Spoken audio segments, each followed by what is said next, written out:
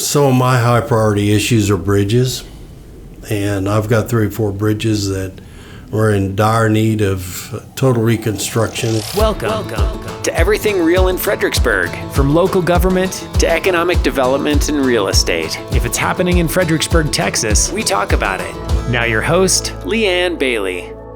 Hi everyone, welcome to Everything Real in Fredericksburg. I'm LeeAnn Bailey. I'm a local realtor in town for Portfolio Real Estate. The goal of the podcast is to give our listeners just a little in-depth information about what goes on every day in Fredericksburg. Sometimes it's real estate, sometimes it's government, and sometimes it's market updates, but everything is for fun.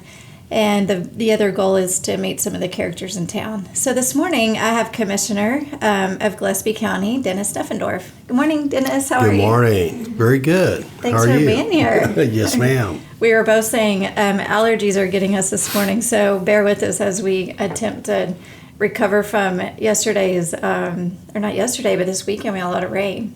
Yes. How much rain did you get? Got about 20 points this past weekend, but total for the year, I'm running around 16 inches. So it's a good year. Yeah. I don't measure in points, so I have to, think for a minute, what is that in inches? And then, so I'm glad you said about 16 inches for the total. We have been in a lot of drought,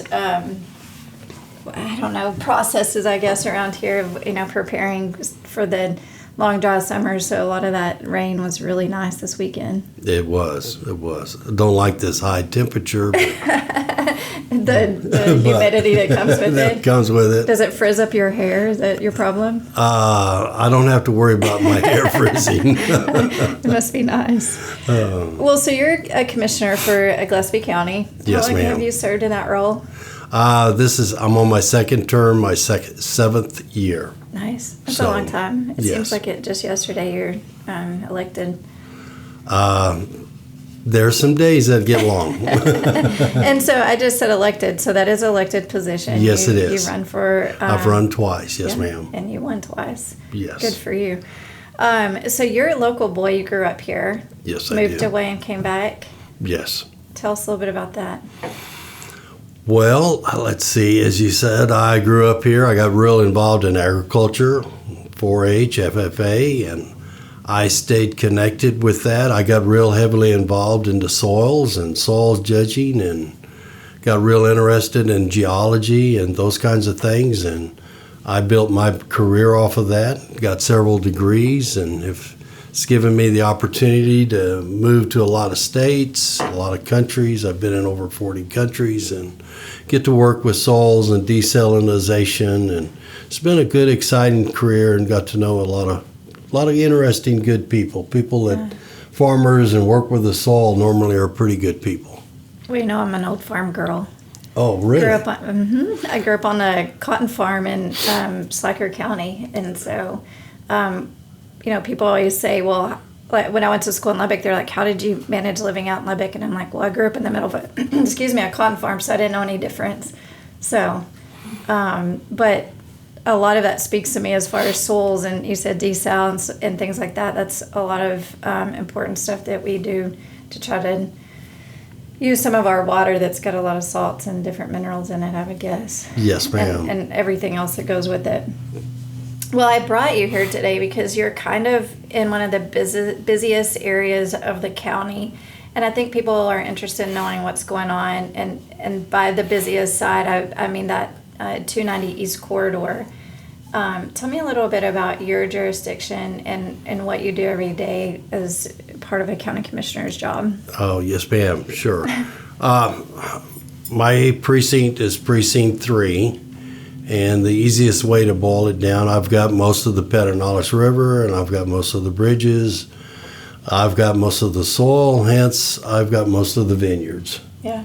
And there's quite a few new vineyards, old vineyards coming in. It's been real productive. The Pedernales River has been real good to those vineyards with production and quality of fruit. And a couple of years ago, they went elsewhere in a lot of places to get their grapes and whatnot. And these last couple of years, the bigger producers, they're getting their grapes here, and that production is really the quality and the production is really taking off. And as you can see in the weekends, we get a lot of visitors. They want to come to the wineries and let the hair down and enjoy the countryside. And when they get on the countryside, they're tearing up the roads, the fences, the problems at intersections and mishaps and accidents. And we're always busy on a Monday trying to fix up what they had fun on a Saturday with. So yeah, no kidding. Clint and I acted like tourists actually on Saturday because it was too hot to do much of anything else. So we went out and had some wine. And there's a lot going on out there. We've got a lot of construction going down 290 East. I guess they're putting in an extra turning lane. Not an extra, that makes it sound like there's one there. But they're putting in a turning lane and trying to increase some safety there. What does that look like, do you think, as far as completion time? For the 290, I'm being told another 6 months or so, but they are coming along very well. The 290 corridor is, I think, a problem with county opportunities, with the need for fire and EMS and the accidents that are happening on that corridor. They average from Fredericksburg to Johnson City in a year, 10 to 14 fatalities a year. We'll have 400 to 450 opportunities to send out fire and EMS. So I'm looking forward to that becoming a better highway, better turning lanes, better access to the businesses. And I think in the whole scheme of things, it's really going to help with safety, having that 5-lane on 290. Well, I sure hope so. You know, if right now I'm thankful for the construction because it slows traffic down just a little bit, but at the same time, there's so much going on. There's equipment out there. There's people coming and going, and they but they miss their turn, so they're coming back around. And you have to be watching. You got to be a defensive driver. You can't be on your phone. And then people are not abiding by the new speed limit, which I guess it's not even new anymore. It's about 2 years or 3 years old now, and right. So you got to be watching what's going on out there. And several businesses, they'll actually give their customers a little directional map, and when you get on 290, go this direction or don't turn left. Yeah. Those kinds of things because of safety. So it's pretty intense. Well, when you're in town, the locals, we learn to go a different route than, say, Main Street. Because, Main Street's going to be busy, so you're going to take the back roads. 290 East, it's a little bit harder to get through the back roads to get somewhere. So you're going to have to go down that road one way or the other. And it's a lot. Or don't go to town if you're local. Don't go to town. Or don't go to Austin. We were going to go to Austin, and I'm like, no. And it's all day long. Well, talking about the farming out there, I think that Fredericksburg's known a lot for tourism, but the back end of it, like you were saying, the great production, we've got peaches, we've got all kinds of gardens out there with raspberry, blackberries, blueberries, tomatoes. What's it looking like out there as far as farm and ranch production for, say, peach season? The weather's been hard on them. We didn't get the good chilling hours, and from what I'm being told, it's going to be low production. Mm-hmm. Low production. It's not going to be one of those great years for the hill country, which is typical. We always, after over a 10-year period, you're going to have 1 or 2 years, you're going to have a bumpy year. Yeah, that's farming. And that's farming. If you don't get rained out, droughted out, hailed out, now you got to have the freeze right at the right time. Isn't that crazy? Like I never even think about that. Sometimes you're like, well, it's got to get cold enough, and just so we can have peaches. That's right, and there's nothing better than a fresh picked peach off a tree. You can't beat that. Yeah. So we just had the peach jamboree in Stonewall, and that looked well attended. Yes.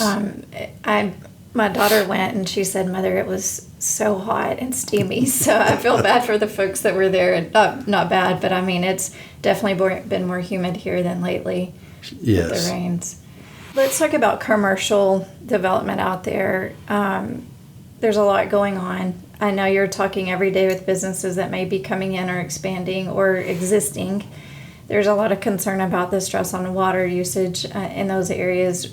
Tell me a little bit about your thoughts on that, and if there's anything that we want to share with our listener that they might want to be aware of when they're looking out that direction.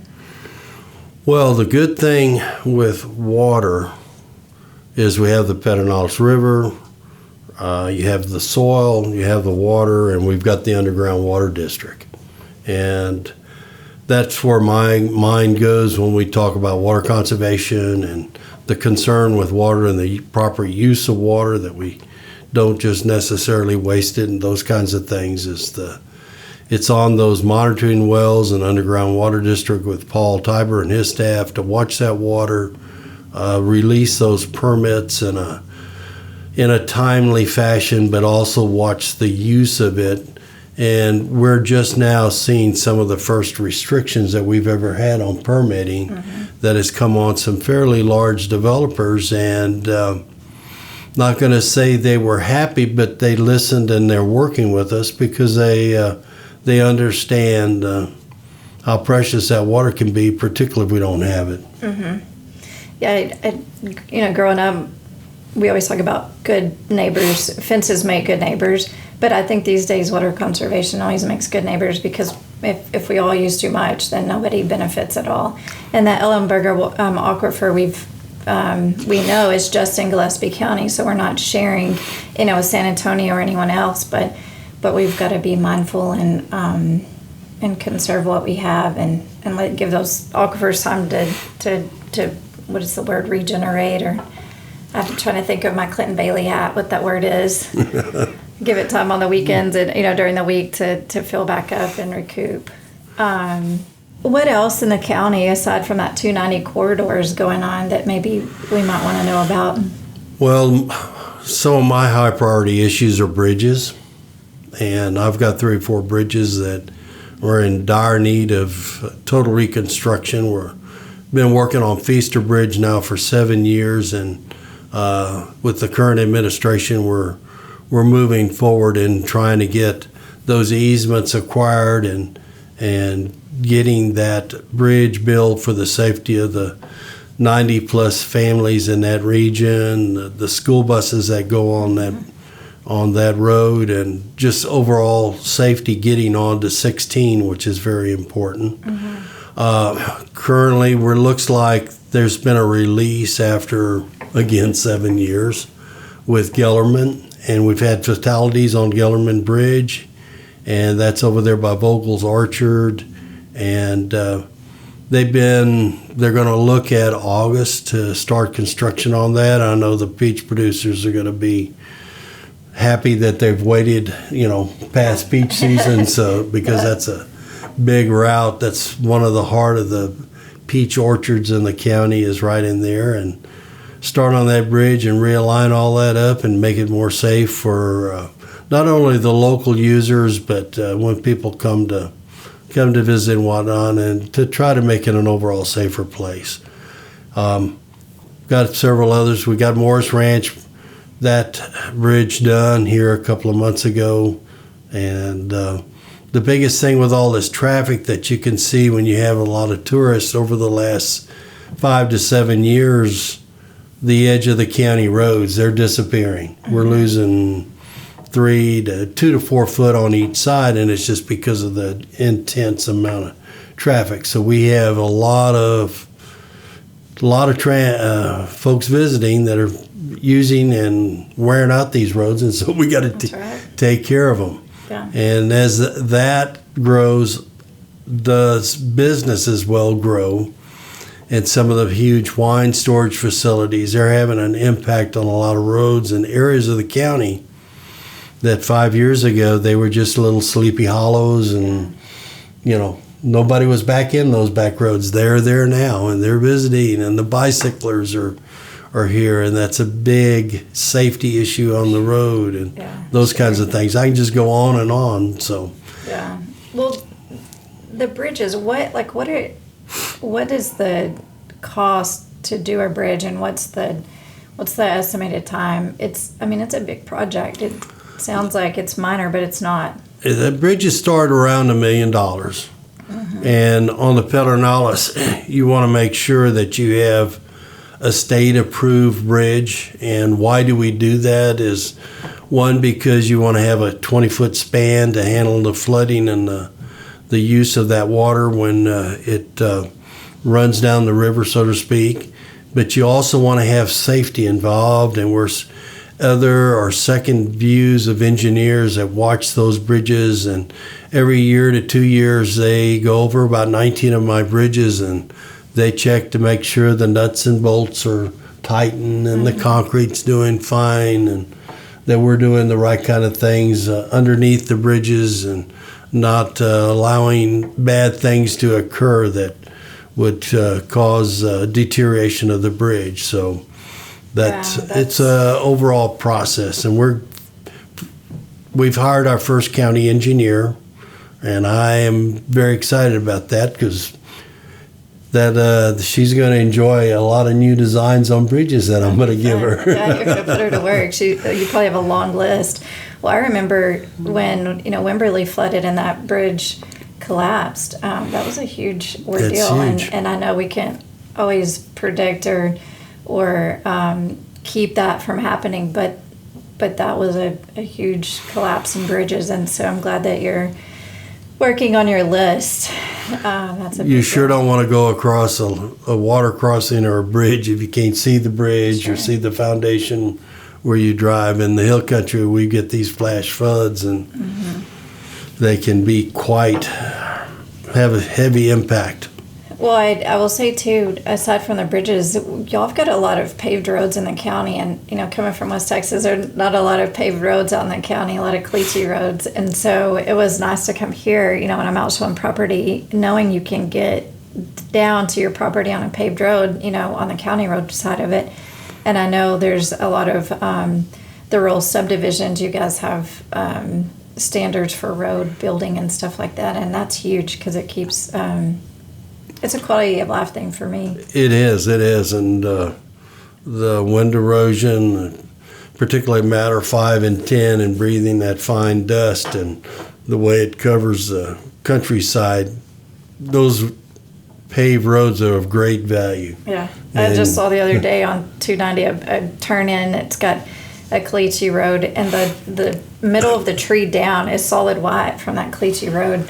Where the dust settles on those trees, and I hadn't seen anything like that in a long time. That's right, and I've had developments in my precinct where they've gone in and they've moved a lot of soil and changed the elevations and those kinds of things, and if they don't take care of that wind erosion, it affects the neighbors and it kills oak trees and for quite several hundred feet around those construction sites, and so it's really important that they take care and do things properly to take care of that wind erosion. So no kidding.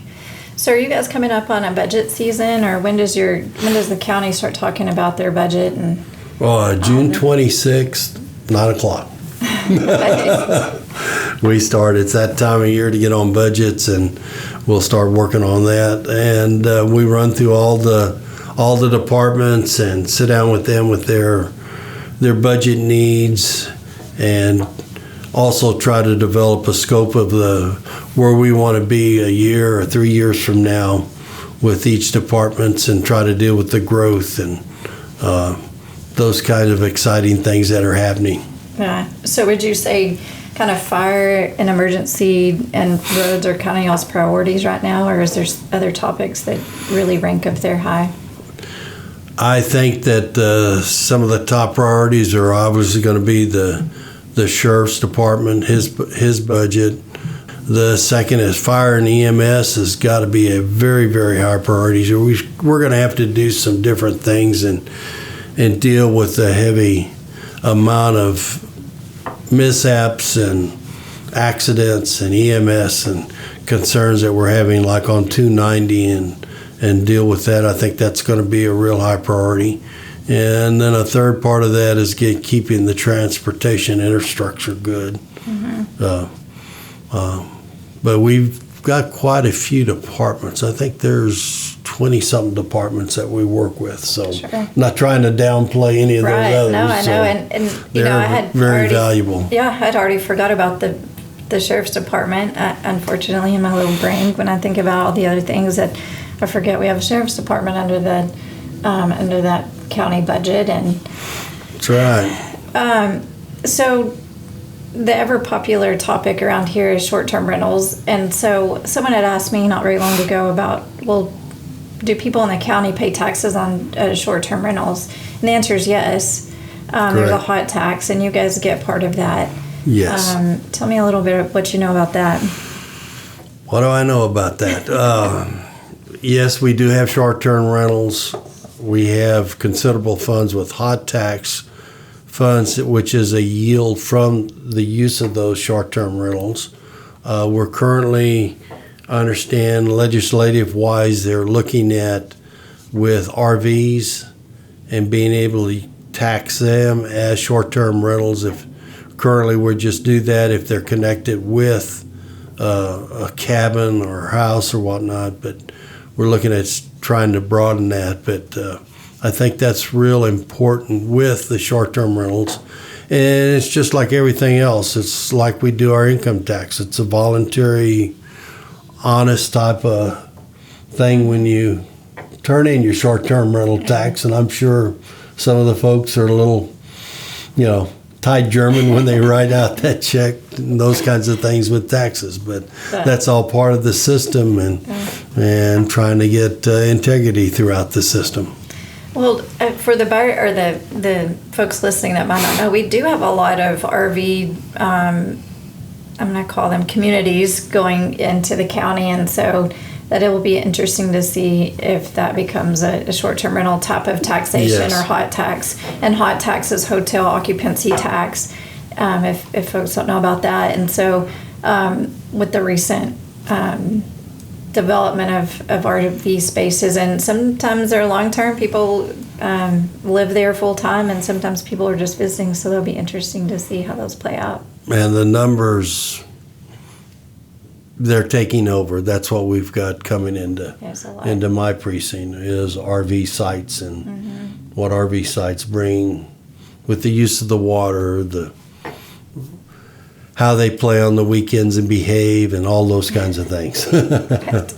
Well, one thing that I wanted to mention and ask your opinion of, when we go out and look at real estate and the new listings and rural subdivisions and development, is sometimes there's subdivisions, and they'll do these big land rushes on the weekend, and they're selling a small tract of land, and there's no improvements. And I worry sometimes that people don't know what they're getting into because they don't realize that maybe there's they're going to have to put in a well, they're going to have to put in their septic, and then by the time you have all these setbacks, and then from your neighbor, there's just not a lot of space to build, or do we want a 200 lot subdivision with a well on every lot? That's concerning. So I just say it to get it out to people that might be listening, that sometimes these big land rushes,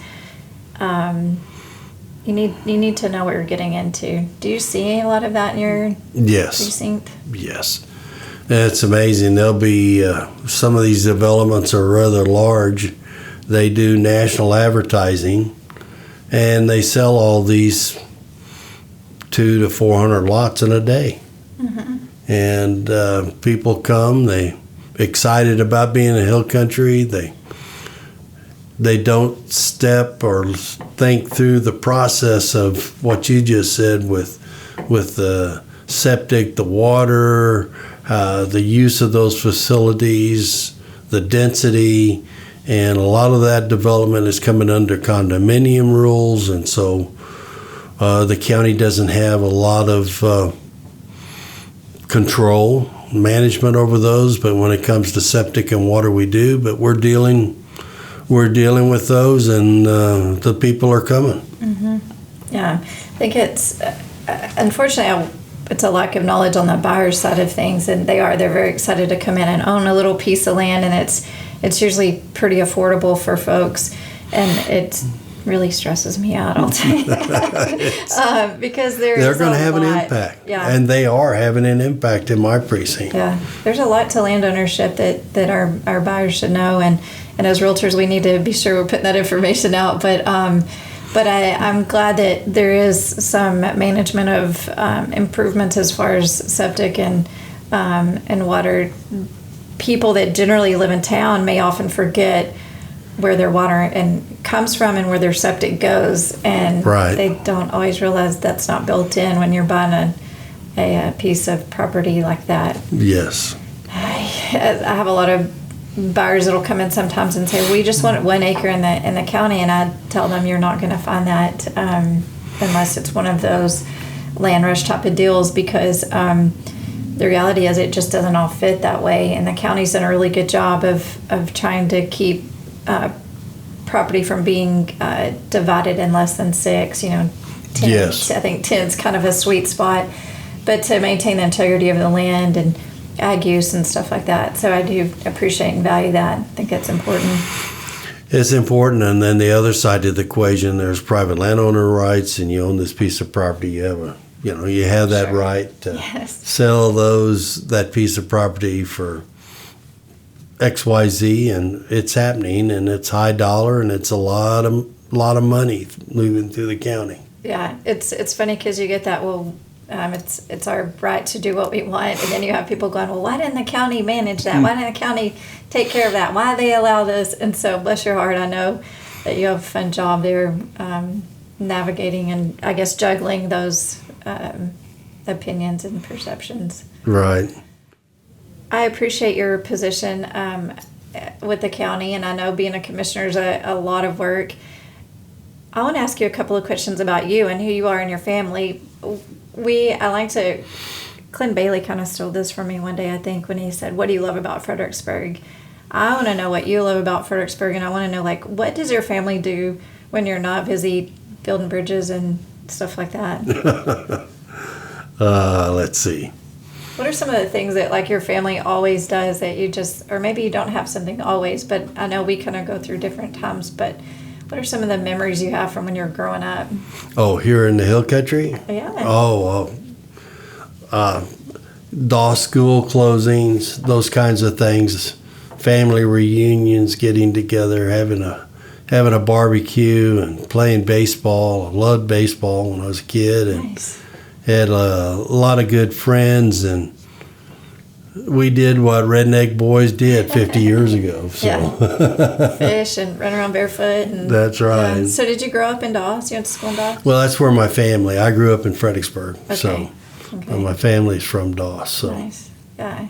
Well, moving forward, I guess you will stay in Fredericksburg and I'm keep doing here. what you're doing. Yeah. I'm here. I'm here for when they get ready to stick me in the ground. We have a lot of energy. I see it at a lot of meetings. I know if I need something, I can call you and ask you questions, so I appreciate that. Is there anything else you want to leave our listeners with that you think we ought to know? Be considerate of your neighbors and realize everybody's coming here to have fun, and be honest and straightforward and keep marching on. That's awesome. I love that. Well, thanks for being here. You're always the best, and I appreciate it. Thank you. Yes, ma'am. Thanks for listening to Everything Real in Fredericksburg. Get more information about the Fredericksburg area and contact LeeAnn at labaileyrealestate.com.